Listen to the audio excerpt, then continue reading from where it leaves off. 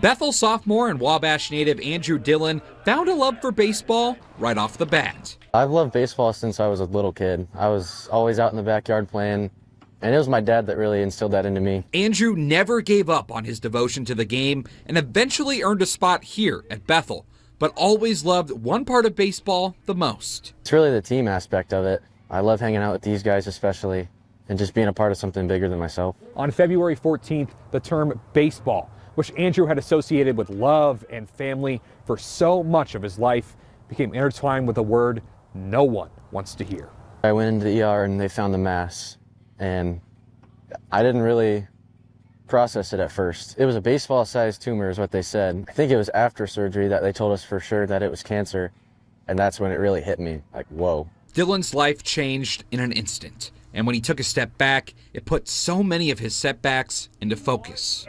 I was still coming to practices in January, February, and I was struggling to time up a fastball off the machine. I was wondering why I wasn't hitting as well as I normally would. Well, it's because I had a baseball inside my head. After the diagnosis, doctors successfully removed most of the first ever unwanted baseball in Andrew's life. When he finally woke up, support from all around Indiana flooded in. When I first got my phone back after surgery, it didn't even work with all of the messages and all the notifications I had. All the support from the Bethel community and Wabash has been pretty crazy. Dillon started his first rounds of radiation and daily chemo soon after to fight the remaining cancer, but despite everything, and with the community on his side, his devotion to baseball and his team never wavered. I was ready to get back out on the field as soon as possible. No place I'd rather be. I remember coming here and taking some swings off the tee, and it felt like I'd never picked up a bat before. The sophomore worked hard, and just over a month later, despite actively going through chemo and radiation,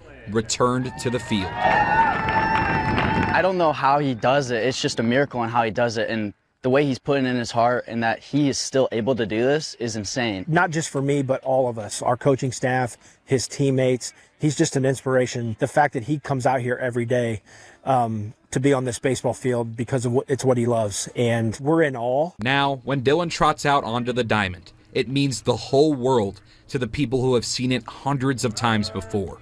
His parents, Brian and Michelle. No day is promised, and every time we see him out on the field or every visit I have with him is more special than the next. He's where he's at because of his faith, and I just wish I was as strong as he is.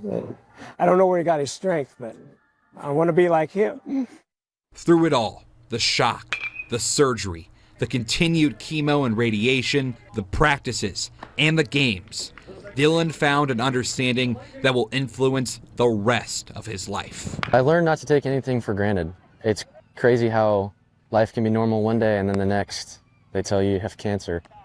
So I've learned every day that I'm at practice or in class not to take it for granted. Reporting from Bethel University in Mishawaka, Andy Newman, 21Alive Sports.